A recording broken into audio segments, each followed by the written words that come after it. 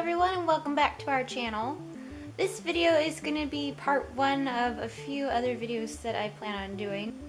A long while back I attended a seminar of sorts to teach your dog Nosework, and I thought it would be fun to do a series of videos on the levels of nosework involved. I am by no means an expert at all, so if you actually are serious about getting your dog trained in nosework, and actually like canine nosework, then I would suggest seeking out a professional in your area. I thought it would be fun to make these videos just to give others another activity that they can do with their dog to bond and train and just plain old have fun. So let's get to it. So the first thing that we want to do is teach the dogs that boxes produce. This is kind of just our starting point. And then eventually you don't necessarily have to have your scents in boxes, but again, this is a starting point.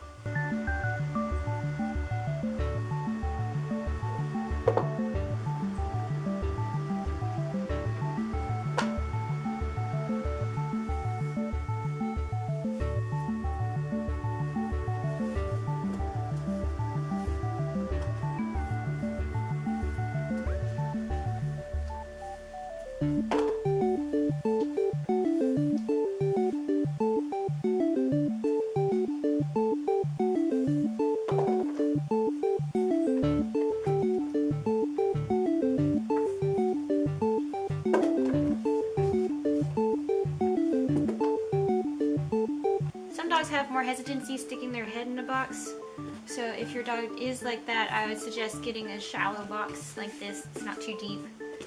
That way it's a little less intimidating than something that's deeper. As you can see, Vixen had no problem sticking her head in all sorts of size boxes. Make sure that you use all different types of boxes, that way they're not just looking at big ones or small ones. So now, with Vixen's comfort level having been established that she's fine putting her head in the box for treats, I'm going to refrain from holding them now and let her start putting her head in on her own.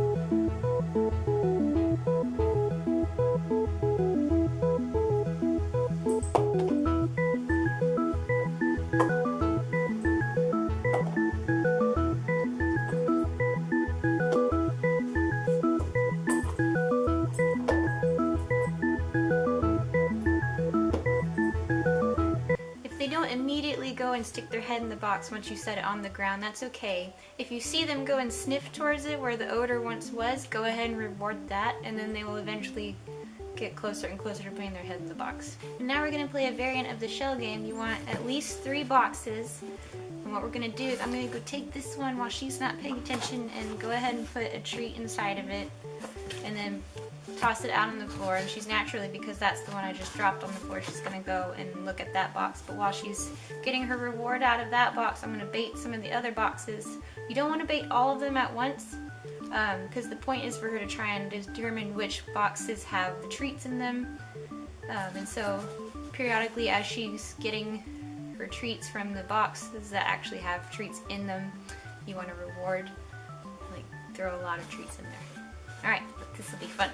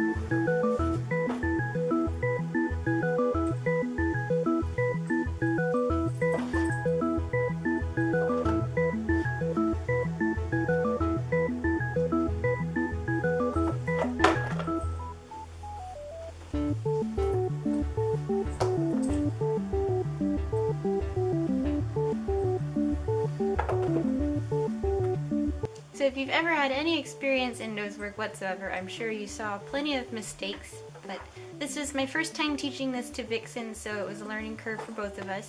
Some key points I would like to address would be timing of rewarding your dog for catching the odor or the scent of the treat.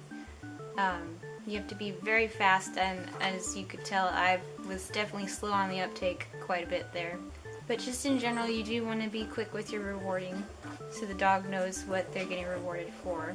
You want to refrain from giving your dog any cues during this. You don't want to call them to you or lure them over to the box. You want to let them do it on their own. I feel like I did pretty well on that. I think there were a few times when she was kind of starting to, I think, lose interest a little bit that I tried to help her out a little bit. But other than that, I think I did pretty okay on that. Because you can customize this to your dog's comfort level.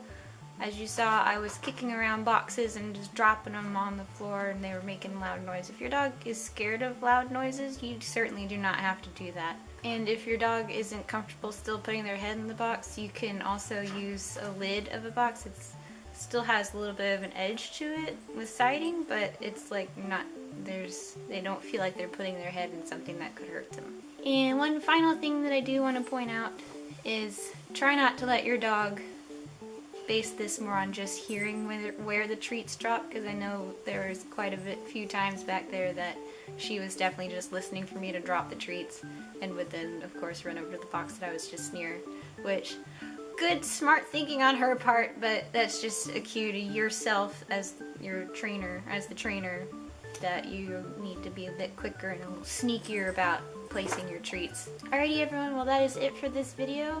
Thank you so much for watching. If you enjoyed it, go ahead and give it a thumbs up and feel free to share this with anyone that you think would enjoy working with their dog on Nosework. And subscribe if you want to see more videos. Bye!